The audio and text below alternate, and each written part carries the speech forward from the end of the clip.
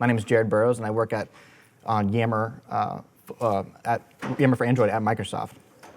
And this talk is how to make your build great again. So the main motivation for this is because our Yammer app, actually, so if you don't know what Yammer is a social networking service used with communication within an organization. Currently, our development builds are multi-dex, but our release builds are single-dex. So we were able to make the consumer side, our customers, consume a smaller APK size with a single dex, which is really great, but how do we make our local dev builds faster and better, especially our CI builds, so we can iterate faster? Like I said, our current debug builds are currently multi-dex. The more features we write, the more code we add, it slows down our builds. We all know this. And of course, our libraries get bigger over time, such as app compat, which also slows down our builds. So let's go to some results. Throughout this talk, I'll talk about the different tools and techniques I use to help reduce our build times. And even to this day, we're still reducing. I found a few more key points before I wrote these slides on how to make it even smaller. So when we build our app from scratch, it takes about 2 minutes on a local debug build. But as we see here, it used to take 18 minutes on a CI build with different build agents, which to me I think is a horrible time. Now it's down to about 11 minutes now, and we can still do better. But let me just go through this right now. So this right here is actually assemble debug, lint debug, test debug, and we currently build all of our espresso tests sharding. So we have several different build agents, several different emulators we're using. And so fixing and optimizing these build steps, I was able to reduce it by like 30 to 40%. So let's talk about what can we optimize. So first we have our hardware. We can increase CPU, we can increase the memory, right? These are things that cost a lot of money sometimes. But what can we do with the software level? What can we do with Gradle? What can we do with Gradle properties? What can we do with the Android Gradle plugin? What can we do with our actual IDEs? How can we optimize from the base up? So this talk will be solely focused around the software part. I won't really touch too much on the hardware part. So what can we look for? We want to look for all bottlenecks, determining startup tasks and between tasks, how builds start, how builds finish, anything that causes slowness. We want to find and remove dependencies that are unnecessary in plugins that we don't necessarily need or use all the time. We want to check out how our module builds look, as well as our build.gradle structures. We want to optimize the Gradle DSLs that we currently have and focus on fixing those to make them faster. So where can we start? We want to start, like I said before, from the bottom up with our tooling. We want to develop better. Let me back up there for a second. We can buy better laptops and better CI, more agents, better emulators. Like I said before, that's very memory intensive. It can be very costly. One thing I didn't really touch on that I will mention right up front, we used to have several different emulators we'd run all of our sharded espresso tests on for our UI testing, but we recently moved to Genymotion, which helped reduce about 2 minutes off our build times. So that has been a major help to us, actually.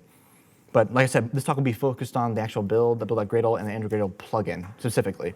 So I'm going to go through and talk about how we optimize and configure our Gradle. That means Gradle properties, build.gradle files, Android Gradle plugin, specifically that DSL, and Android Studio /IntelliJ, depending on which one you're using. Let's move on. Optimizing the Gradle setup. So one thing I always encourage people to do is you want to make sure you have the latest Gradle version. I know it could be a little difficult to update if you're coming back from like 2.14 or 3.0 or 3.5 to make a ginormous jump to the latest and greatest 4.3.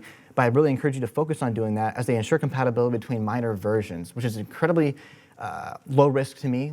Upgrades are really easy. Always upgrades to me are really fast and help improve build speed and bug fixes. I actively follow the releases and try to contribute as much as I can. They make transitioning easy.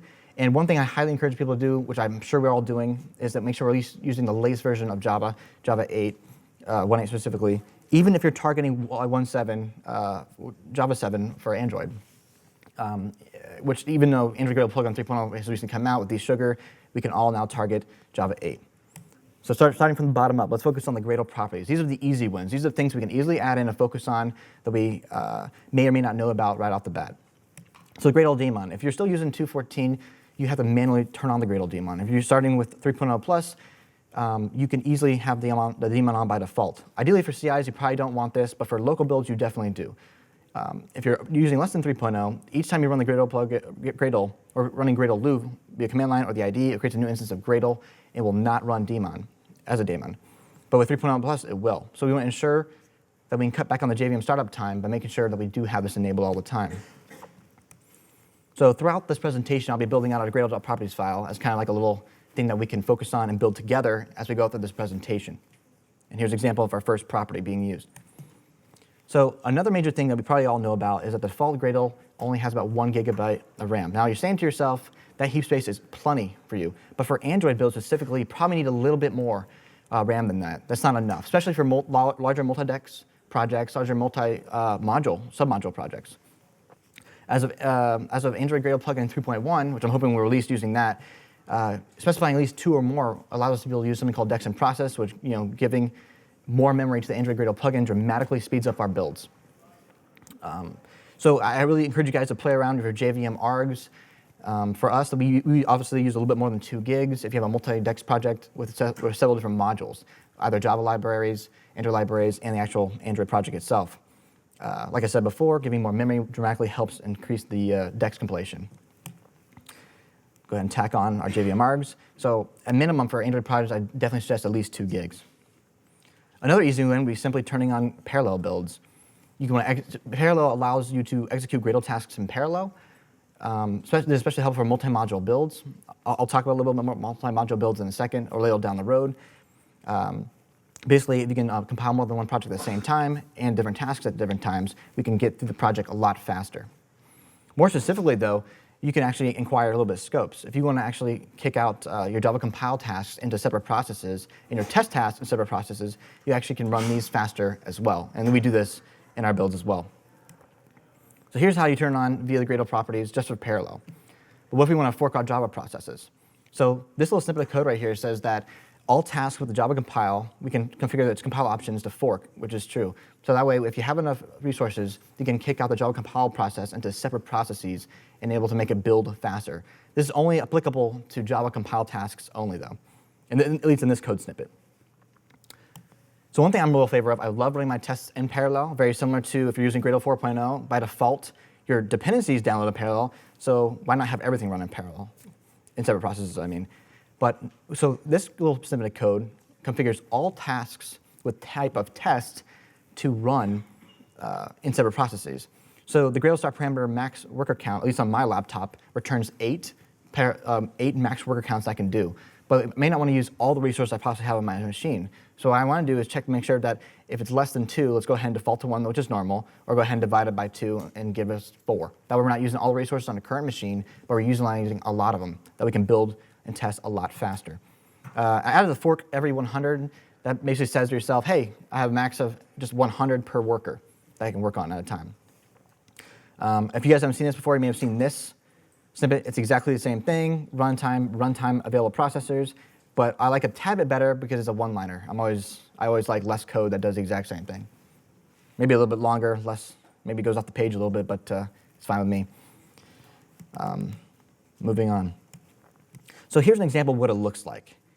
When you run Gradle test debug, it kicks off a single worker that executes all the tests on the same line. As you can see, executing 17 tests, that number will increment, executing test, common example, some test. And it only shows one at a time. But what if we kicked off and added on one of these snippets back here? We can go ahead, and here's what it looks like now. So we want to Gradle test debug again, and we're running the exact same amount of tests, and it increments up, and now we're running 4 at a time. That way we have like 200 to 400, maybe hundreds of tests. A great example would be actually if you look at the Gradle repository source code, they run their stuff in parallel as well because they have so many different tests they need to get through. It could take some time. So especially for larger multi-module projects, I highly suggest running your tests in separate processes.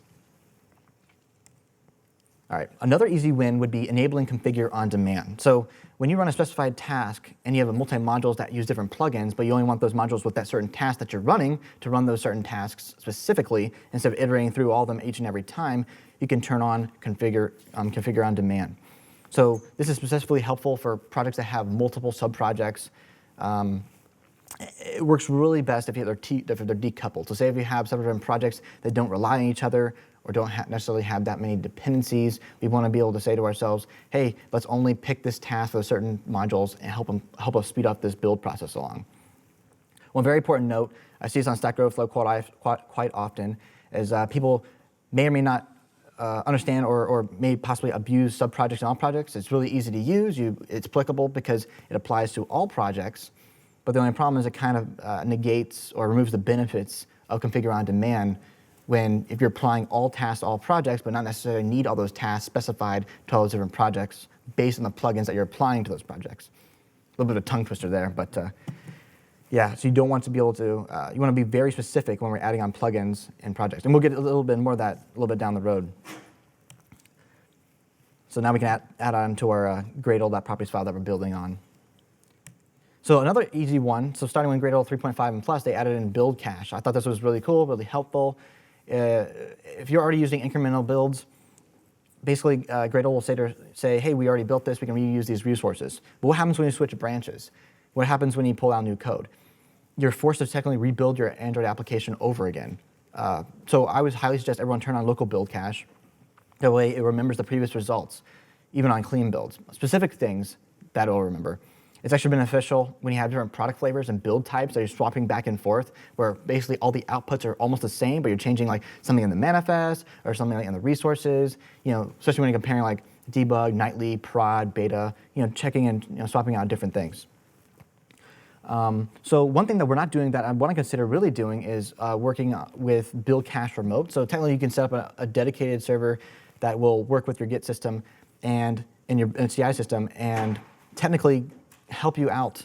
Every time you pull down changes, you can share changes between your developers. You can share changes between your coworkers. So say if someone's working on master or a specific branch and you change branches, you don't want to have to rebuild everything all at once, especially if your project's really big. You just want to build their changes. So technically, you can download their build resources and optimize your build and get their changes right away and just compile really fast and have that build cached locally. So by having it remotely, you can download it locally. We're not currently doing this at Yammer, but it's something I definitely want to look into in the future. But I definitely encourage everyone to turn on Gradle's build cache locally.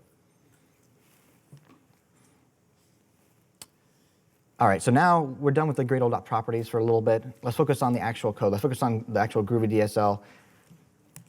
So before I talked about all projects and sub-projects, I think people should apply plugins judiciously. And what I mean by that is we want to really determine, do we need this plugin for this particular module? Something common I always see is that people will add on tons of plugins for all the different modules in the very root one, where we may not need all of those for all the projects. So similar to adding dependencies, you want to specifically pick which ones you need. And once again, try not to use sub-projects or all projects unless you necessarily need to add all those plugins to all the sub-projects or all the modules. So basically, limiting the scope will help you build up the speed on those builds, especially during configuration time. Yeah. So let's get into configurations. So say if you just checked out a project for the first time ever, you run Gradle and it says to yourself, hey, we're configuring the task, we're downloading the dependencies, we're doing a few things here and there, it caches the build scripts off. That's really good and all. When you run it again, technically, it should be less than a second. Because what you want Gradle to be able to say is that it's able to iterate through all different projects together, check out your local dependencies and plugins, resolve them, and return back either 0 seconds or 1 second. So when you're configuring your builds, applying plugins, evaluating build scripts, and running after evaluate, all that time combined should be equal to the total configuration time of your current build. So if any of you checked out the Gradle Summit 2017 talks, Stefan has a really good talk about this called Android Performance Pitfalls. He mentions that a configuration time of less than 1 second is good. And that is specifically for a huge build, like many different modules. For applications that only have 1 or 2, you should only have around 50 milliseconds. So I thought this was it really stuck with me. I wrote it down, and I really said to myself, Yammer's going to have very fast configuration builds locally. I want to make sure that our developers are building the code as fast as possible, iterate fast as possible, build, and then just repeat. So here's an example of using the latest Gradle 4.3. And I ran Gradle and it popped out build successful in 0 seconds. I didn't run any tasks here though, right? But it went through the configuration phase, everything that I just talked about, configuration after evaluate, resolve the dependencies, and it should be exactly 0. It should be really, really fast. But what happens when we have a plugin that may or not be that fast at resolving in configuration time? How do we handle this case? So here's a code snippet where I have 2 basic repositories that you've probably all seen before, Google's repository and the Gradle repo. And we are applying the latest release of the Android Gradle plugin and some special slow plugin, something dirty. I don't want this plugin. But with the necessary evil that we have to have for some odd reason, and I don't have access to the source code, I don't have an easy way to update it in a short period of time. But what's with the performance pitfalls that we can solve here? Now we see that we're going to be downloading it, it's going to be added to our class path, and then we're actually applying the plugin in our build.gradle script. So we want to focus on these two lines here. Now say if our particular case, we don't always need this plugin, but only needs to run on the CI, or we need this plugin and it only needs to run on debug builds locally, we can add something with like a Gradle flag where we can check to see, hey, are we on the CI or not? Then if not, we can simply put them behind the flag and only specify Gradle-P CI when we want to toggle on these certain plugins or not. For our builds, we have several different plugins that do different things. Like we use a Spoon Gradle plugin. We also use a Spoon Gradle plugin that wraps that plugin. And when it resolves tasks, it can add seconds to every single build. And you can imagine if you have like 10 developers and adds like 3 to 6 seconds every time you run Gradle, that's a lot of time wasted. A lot of people sitting there waiting for it to finish. And we really want to speed this up and we want to really remove this. So for our CIs, we only toggle certain things on and off. This is specifically helpful for other things as well. Say if you're running check style or error prone, you don't want to run these plugins that may add extra time to your local builds. You can toggle this on and off. For our build specifically, we have one for CI, we have one for Lollipop specifically to get rid of legacy multi-dex. I'll talk about that a little bit later. And for debug builds, so like we're debugging extra lint stuff, basic things that, like error prone, static analysis, things that slow down your builds that you may not need on every single build, but you definitely want it on the CI. Here's something I definitely want to talk about. I see this all the time. So I'm sure you guys have seen this on open source GitHub projects or on Stack Overflow specifically. You'll see people, they'll say, oh, dependency can't be resolved, or I can't find this dependency. Then one person will answer, did you try JSON, or did you try Maven Central? Did you try this repository? Did you try that one? And I think it's very important that you minimize the amount of repositories that your Gradle builds iterate through. You shouldn't have to make an HTTP request and resolve and then check to see if you have it in the cache or not for every single one of these. So from my perspective and what I've seen on Stack Overflow and GitHub, here are the top 5 most used repositories that I see all the time. You have JSON, Maven Central. The middle one is the official Gradle plugins repo. We have as of Gradle 4.0, you can use Google directly, or if not, you can override it, Maven, specify the Maven URL for Google specifically, and Jetpack. And one thing I didn't mention up here, I think that you should also use snapshot repository sparingly, because every single time you run a build, you'll notice that when a new snapshot is released, it'll go ahead and iterate through that snapshot repository, download the latest dependency snapshot, and plug it into your build. And that can add to your build times significantly. Especially if you don't have internet at the time, it won't be cached, and you'll be stuck indefinitely. So here's something really nasty. So I want to combine pretty much everything I don't like to see all in one as a most pure example. So we have all projects. So this specifies even to the root project. We're iterating through all projects and all submodules. We're applying this repository block. We're applying JSON, Maven Central, the Gradle repository, Google, and Jetpack all at the same time for every single submodule. And you may think to yourself, yes, it works. It works very well. We're never not finding a dependency that we don't need or an update that we don't have, but we need to look on how can we minimize this to increase the speed when we resolve our build.gradle scripts. So here's an example of how I feel about it. So JSON and Maven Central kind of compete with each other. When you upload a plugin or a dependency to JSON, you can actually mirror that to Maven Central. But Maven Central has been around for a very long time. It has plenty of dependencies. But JSON kind of mirrors Maven Central. And they both are pretty much host basically the same dependencies. So in my personal opinion, you may or may not be able to look into that and say, do we really need both? As of Gradle 4.0, Google has their own repository that's built into Gradle. It hosts the Android open source repositories and Google's closed source dependencies, such as Google Play services. Your GCM, your location services. And then for the specific Gradle repository, we host the Gradle plugins. And this also mirrors dependencies from JSON. And Jetpack is a very special one. Jetpack I've only used in specific cases where we need a certain dependency from a certain branch or a certain commit, and they haven't released it yet, or they haven't tested it yet, and you want to be able to bring it into your build and test and see how it helps you, how it affects you. But that's going to take a lot of time. Oops, sorry. So let's go back to our example here. So we're iterating through all projects and applying this repository block to everything. To me, that's just too many repos. So what can we remove from here? I would say let's focus on the all projects block. In my personal opinion, I don't think we should apply repositories, at least the same repositories, to all projects unless we necessarily need them. We don't want to resolve through these every single time. So let's go ahead and remove that. Let's lower the scope. So now we have repositories block for a single module, but like a personal opinion, I think that we still are doing a little bit too much. That's 5 repositories. Do we really need to have all of them checking for your dependencies? So as I said before, JSON and Maven Central virtually host the same repositories. Now, my open source projects on GitHub, the libraries and Gradle plugins I publish, I've used JSON. It's really easy. It's really easy to use, and I can mirror it to Maven Central if I want. So let's go ahead and just use one of those. Let's get rid of Maven Central. So that's 1 down, but we still have more to go. What else can we do from here? We went from 5 to 4. Now, in the previous slide, I mentioned that the Gradle repositories plugin is for the Gradle plugin specifically, but their dependencies are mirrored from JSON. So we can possibly look forward at consolidating, focusing on these two and consolidating them into just one. And that allowed me to get rid of JSON. And now we just have the Gradle repo. Now we're down to 3. 2 down, but I still say we could do a little better.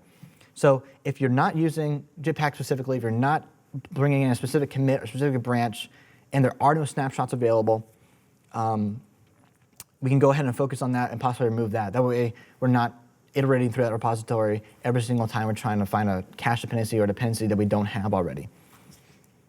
This is specifically helpful every time you update a dependency so it doesn't get confused when it iterates through. And to me, this is the most minimal as we can. For all the latest Google stuff, they're no longer publishing to Maven Central or JSON anymore. So you want to actually use the repository from Google directly, starting Gradle 4.0. And some plugins are publishing to Gradle repo directly and out in JSON, but also JSON as well. And that first repository there, plugins.gradle, mirrors both those. So this is the most optimal solution for the example that I gave. After we went through this, talking about subprojects and all projects and talking about how we resolve dependencies, let's step in one step further. One common mistake I see on Stack Overflow quite often is when someone wants to grab the latest dependency of something, they always add the plus notation. That way you always grab the latest dependency, which is great. It does work. But similar to snapshots, every time you run Gradle Loo, there's not a hard dependency check. So Gradle will say, hey, I got to reach out there and try to download the latest version, and that will add time to your builds because it makes the HTTP request, checks if you have it in cache, and then it goes ahead and puts in your build, and then you build it. We want to be very particular about what we're adding in and what we're doing and how we can make it better. Say you didn't know an update came out, but before you use the plus sign to get an update, but say you didn't know another update came out, you may have unexpected behaviors, compilation issues, and of course, like I said before, slower builds when it downloads while checking for updates. So here's an example of using a library that I'm pretty sure we've all used, the AppCompat V7 library with a dynamic dependency. I see this quite often where someone says, or more specifically, it'd probably be more specific like 22, 23, 25, and plus, or dot plus, where they're always grabbing the latest one. So how can we solve this? See, I use something called the bin mains Gradle version plugin. I use this on all my open source projects. I probably even made a pull request to your project just to add it in. That way people can actually go through and iterate through the plugins and dependencies and pull in the exact latest releases that you actually need, and not the ones that you're just grabbing via the plus notation. Instead of having to search for all of them manually via Google, you can just use that plugin, and here's an example of what that looks like. So we run Gradle, we apply that bin mains plugin. I provide the link below. You run Gradle dependency updates, and it lists out exactly what we have. We have that plugin that's applied, and we have the AppCompat right there. Now, I chopped off a little bit of this. I chopped off a little bit of the output. In the previous outputs, it will show that it was downloading the POM files of each of these dependencies and actually bringing in and checking, oh, hey, this is the latest stable release. And then it creates a nice report for us each and every time. So now we can go back to our dependencies and add a static dependency and force it to resolve to 27, which is actually the latest as of recently, Android 8.1. So some of you may be asking yourselves like, oh, I've done this many times. I've added a dependency directly just like you did. And Jared, transitive dependencies are still coming in and messing things up for me. Where we used to see this a lot is before, especially 3.0, Espresso would bring in extra dependencies, actually not extra dependencies, but a transitive dependency of the support annotation libraries, and it would mess up other versions that you had in different configurations. So for instance, if you had a compile, test compile, and Android test compile, the Android test compile may have a different version of the support annotations than your compile would. Because if you're using app compat, like we see here, this brings in support annotations. But the Espresso library that may be using may be an older version, because they haven't been keeping up to date, but as of recently they have. But previously, and there's just this example, previously in older Espresso versions and 2.0s pluses, you could have a lower support annotation library, and it will mess up when trying to run Espresso tests. So we can do something like this, where we iterate through all configurations. In this case, specifically Android test, but I'm just showing all for handling all cases in case people want to actually use that. We use a resolution strategy, and we force all dependencies with the same group and artifact ID to be 27. And that way, it resolves this issue, and you don't have any problems like this anymore. Excuse me. So when we do something like this, before and after, we can run Gradle dependencies and check to make sure that all the transitive dependencies are resolved at the exact versions that we wanted them to be in. Moving on. So avoid unnecessary and unused dependencies. I also see this quite often on Stack Overflow. I try to answer as many questions as I can. When someone asks, hey, I have conflicting dependencies, or I want to just do this one little small task, I'll see people add in extra dependencies that they either don't need or don't know that come in transitively. And sometimes people coming from different backgrounds outside of mobile development will add in libraries that are just simply too big for mobile development specifically. And we may or may not actually need these for mobile development. It may be too powerful, too large. I actually gave a different talk about that called The Road to Single-Dex, where I made Yammer's release APK single-dex, where it used to be 2-3 dexes sometimes. It was really big. So I really encourage you to scan through your compile, and if you're using Android Gradle plugin 3.0, implementation configurations, and find out any extra and unused dependencies that you're not actually using. That way, this will increase your local debug builds, and when hopefully everyone's using ProGuard, when you export a release build, it'll make your release builds even smaller. So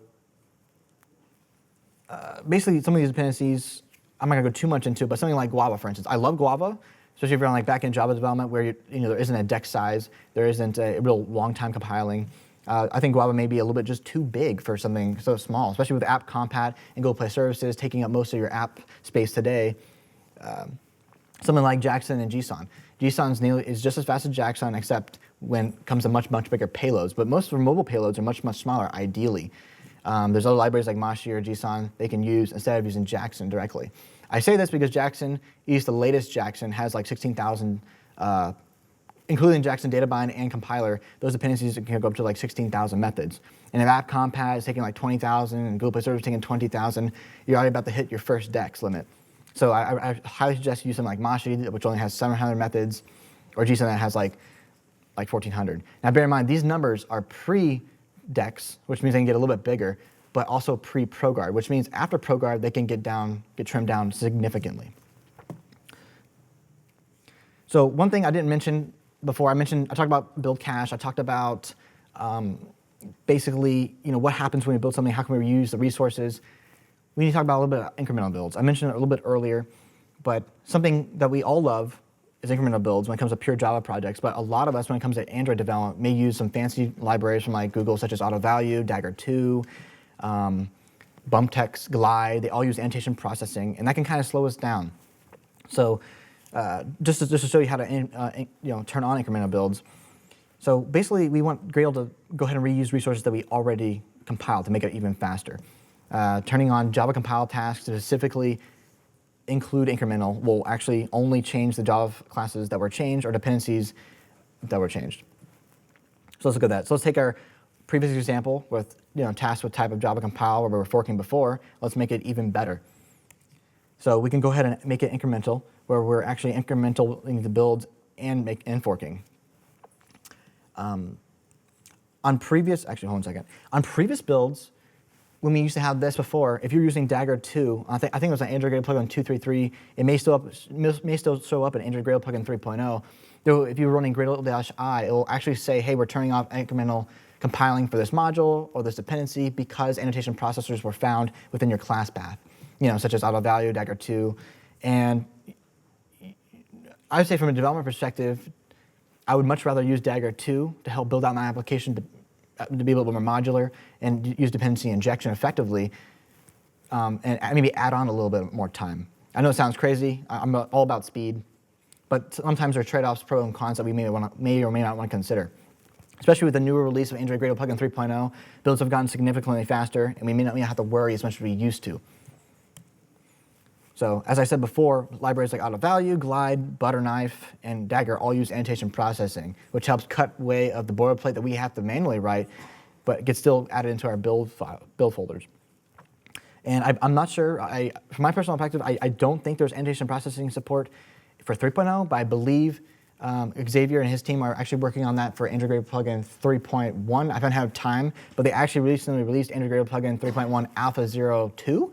I've been playing around with that a little bit, but I did not get a chance to update these slides right before that came out.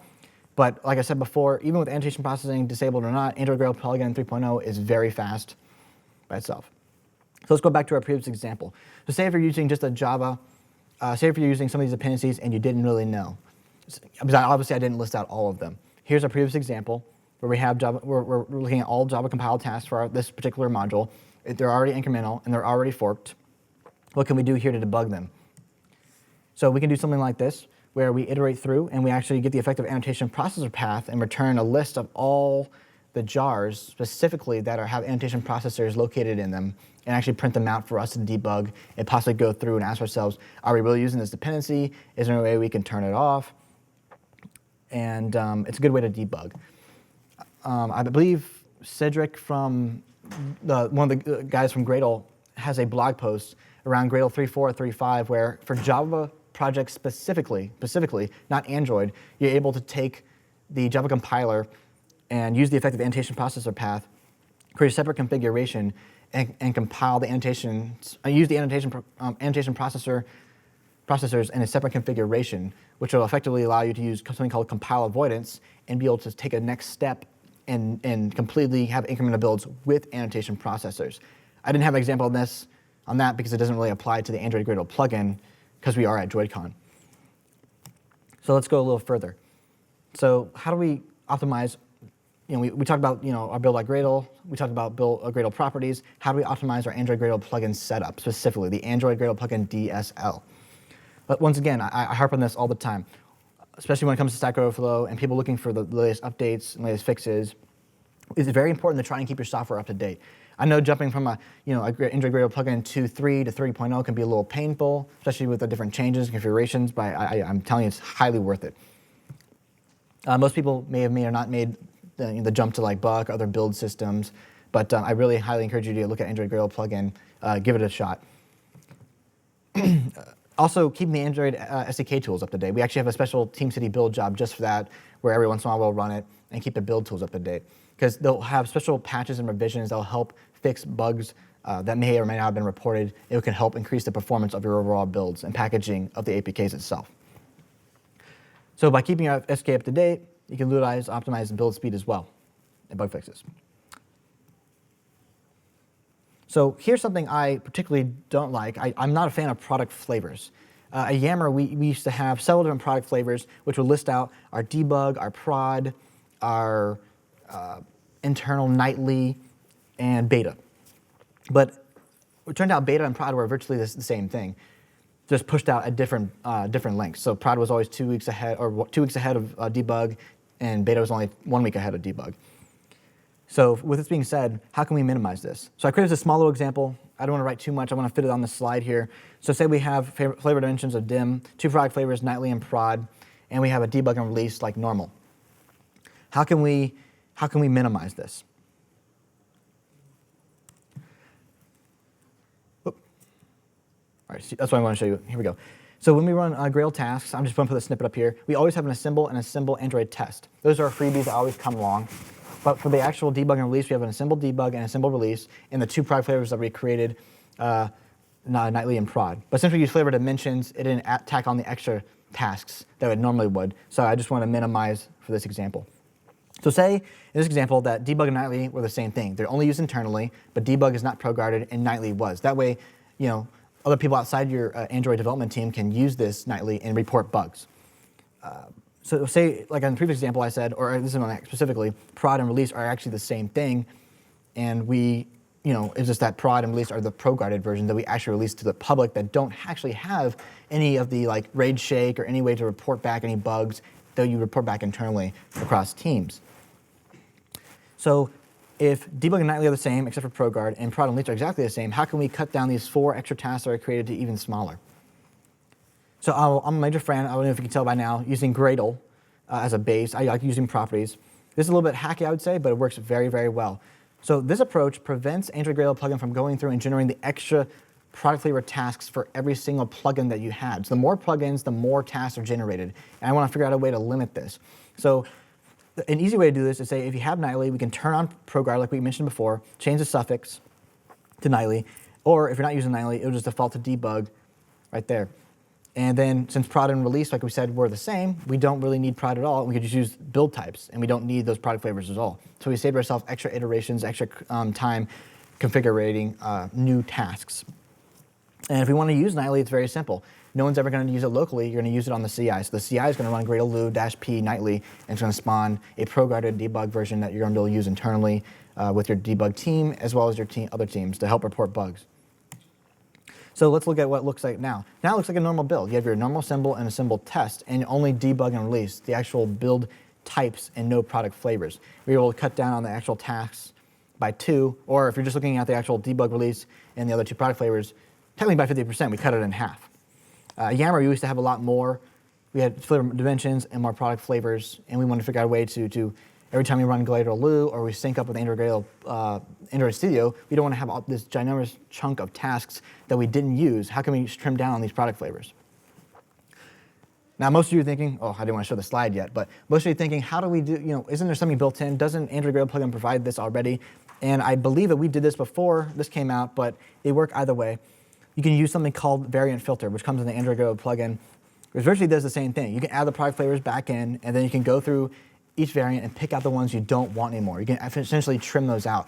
But my personal opinion, if you know which ones to trim out in advance, why can't you just add that step before with the flag? There's no point in generating these tasks just to trim them out in the end. So I think you can just use a flag as preventative care to move those out than after caring for it afterwards. So one major thing I really found helpful was the res configs. In a previous talk I did, the road to single dex, we found out that all the different libraries from Google Play Services, App Compat, all those different support libraries that we're using, basically any AR was actually bringing in other resources in other languages and other things that we weren't particularly using for our end APK, the actual APK that our consumers consume. So we can actually go through and trim and filter out localizations and resources that we don't necessarily need for our project specifically. And so how do we do this? Let me tell you, it's very simple. In the default config or any particular product flavor, but we're not using product flavors, in the default config, we specify res configs. So here, it kind of acts like ProGuard, where we only want to keep certain things. In this particular example, we're keeping English. But obviously at Yammer, we support a lot more than just English languages. We support many different languages. So we can easily just tack on more resources than we already have. And once again, this only means that we're keeping these multiple resources, languages, or configurations. So one thing I saw, I see this sometimes in StackOverflow, I also saw it in our build once, and we want to fix this right away, is to make sure that we only use static constants for our builds. A lot of times you'll see developers would like to have a build time or build stamp or like a git, like some kind of like a git SHA, where it shows that in the build.gradle, and we'll actually show that in the app. That way, if you're walking around the app, you forget what build you have, you want to compare it to another developer, you're storing that kind of information, and you can send those in bug reports or like pop up a dialog and say, hey, here's what version I'm on, here's why I'm experiencing something different than you are. It helps distinguish and helps debug. So using dynamic variables are helpful in that sense, but what else is it doing? When you dynamically change a resource, Gradle will pick that, detect that up, and rebuild the whole application again, and we don't want that happening. So this also breaks instant run. So if you're changing things dynamically, it will break instant run, and we don't want that happening because it's you're basically negating the whole effects of instant run. So we want to use static values for debug builds. for iterations. You only want those dynamic build times or build stamps or git SHAs in actual release builds or prod builds or nightly builds. Things that you only build once a day or once every 2 weeks, just not over again. We want developers iterating as fast as possible. So here's an example of a basic Android Gradle plugin build setup with the latest dependencies. It's just an example. And every time you run Gradle Loo, it's going to pop in a new date into that version code, which it seems great at first, but when you're building over and over again, you're having to build essentially all over again. This kills incremental builds, kills instant run. How can we optimize this? So we want to focus on this line right here in version code.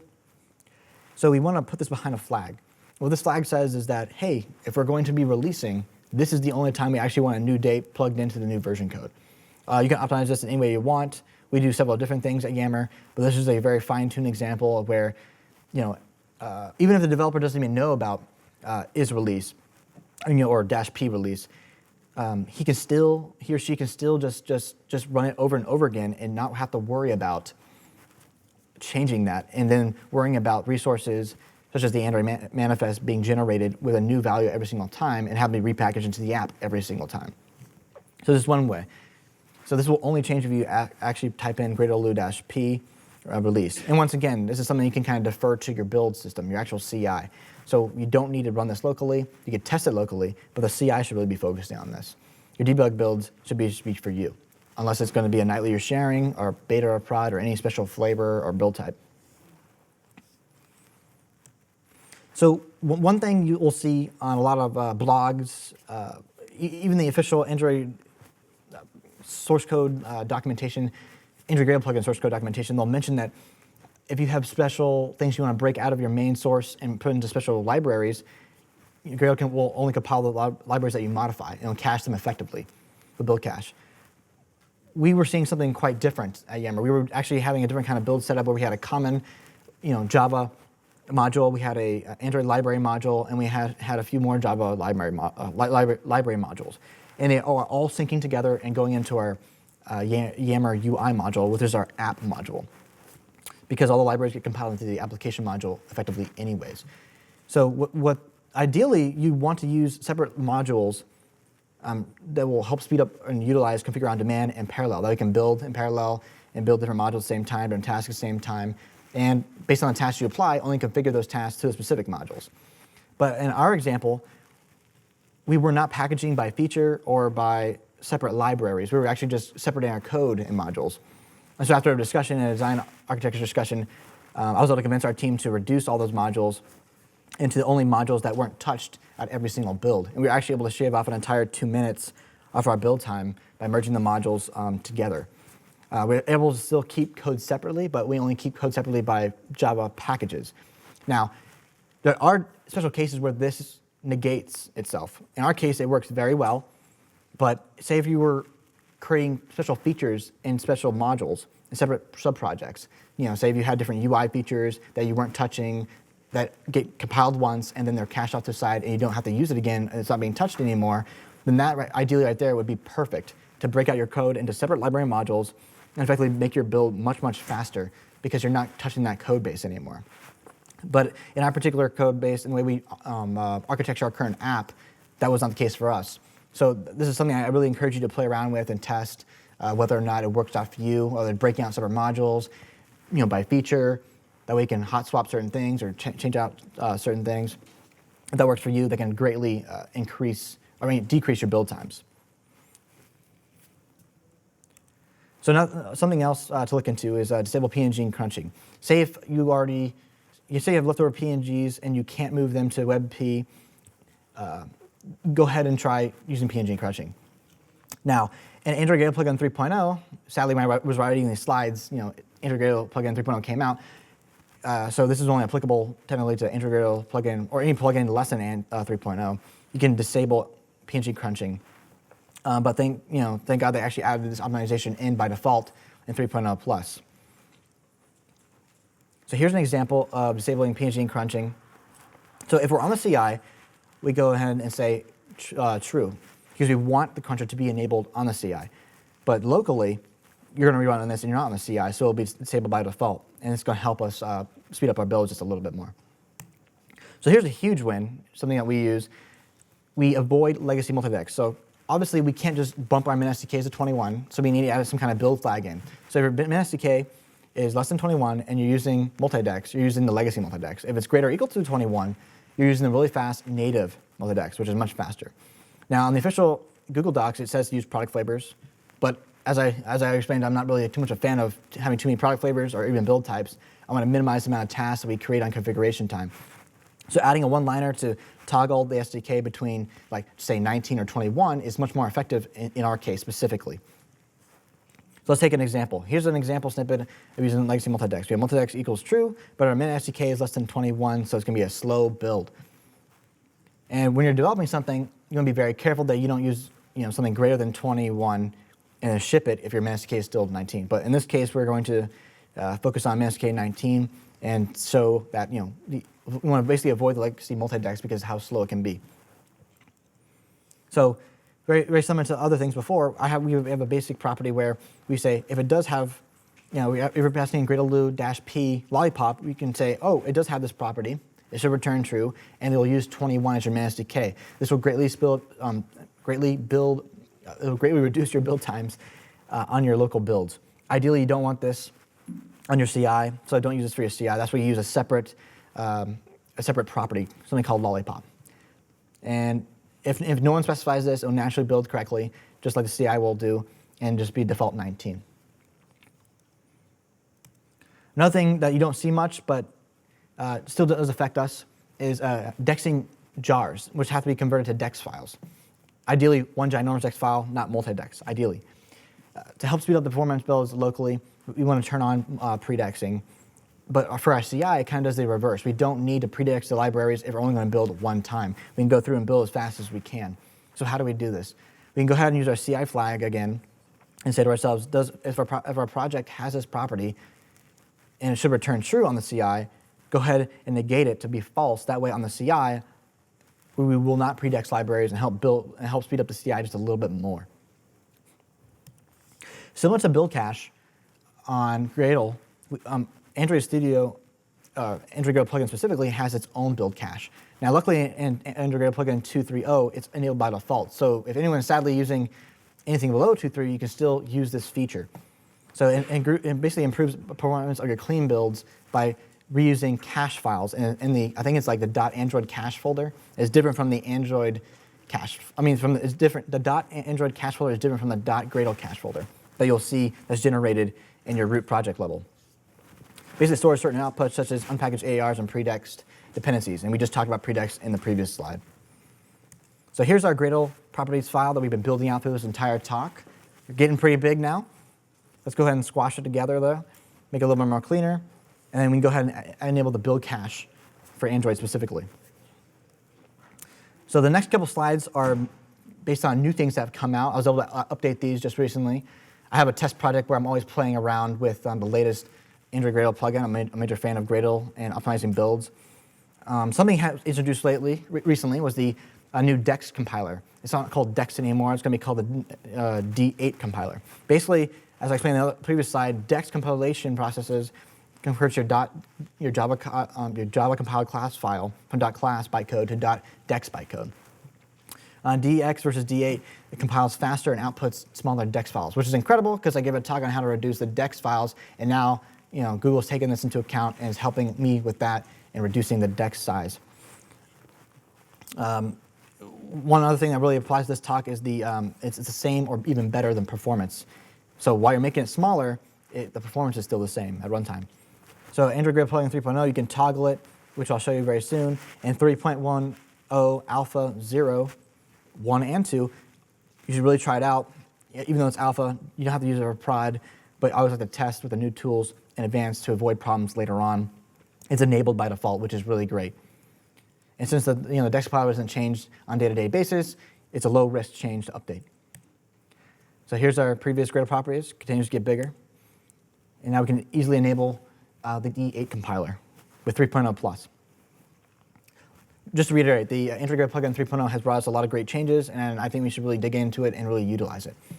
So before we talked about the Gradle properties at the lowest level, then we moved up to build out Gradle files where we actually write some code. Let's move to the next level what's even more extracted at the actual Android Studio level. So we want to optimize your Android Studio usage. So we talked about PNG crunching, but recently Google has added in a tool to convert our PNGs, if not already converted to vector drawables, we can convert these to WebPs, which reduces the image sizes even smaller. And we don't need to compress them at build time like PNG crunching. So if we can go through and convert them all WebP first, we get the build times even faster by converting them beforehand. And here's an example of how to do it real fast. So basically, right-click on your drawable folders where your PNGs are located, and you say Convert to WebP. It's very simple. You can compare the preview of the previous PNG to the new WebP. It should be lossily encoded, so you don't have any degradation of any quality. Another freebie, which I mentioned a few times, is Instant Run. So you can basically Instant Run will swap out, hot swap certain codes and do cold swaps depending on what you changed, and can help you develop your apps and iterate even faster through the IDE. And sometimes it can even do this without even restarting your current activity. So we can go through the preferences under build, execution, deployment, and simply toggle on and enable Instant Run. And there's some other features there as well. Now something I've saved to last, which I use heavily at work. I don't, especially when you're behind a VPN and remote, you don't necessarily want to iterate through and sit there and download dependencies every single time, especially if they're already cached. You want to take a look, step back and say to yourself, hey, how can we avoid doing this every single time? So we can use gradle --offline. That's how you run it. That's how you run it via command line. But we can also do the IDE. Where I found this especially helpful is when you already have all your dependencies cached, you're on a multi-dex build, which is pretty big, and you're writing espresso tests. So you have to build the APK and then the test APK. If you don't want to have to sit there and go through the configuration, check the dependency checks, using --offline greatly improves this because you're iterating through the compile/implementation configuration and the Android test compile/Android test implementation configuration each time. But we can avoid this. So it basically skips the dependency resolution and downloading and just use your cache directly. So we can use it via command line to run unit tests and building the app, but if you want to run individual tests and you don't feel like typing out connected check and passing in the instrumentation args, you just want to use the IDE directly, it's easy to turn on offline mode via the IDE. So what now? We've gone through, we talked about resources, we talked about Gradle properties, optimizing Gradle, build.gradle files, we talked about optimizing Android Gradle plugin DSL. What can we do now? What is left? There's a few more things I didn't mention, but there's a few things that we can go on. So I should have mentioned at the very beginning, but I want to mention here at the end. I thought it was more appropriate at the end. So after we applied all these fixes, ideally we want to run Gradle profile or Gradle scan beforehand to get kind of a baseline of where we were before, then go ahead and profile it afterwards. That way we can sit here and optimize what we can do moving forward.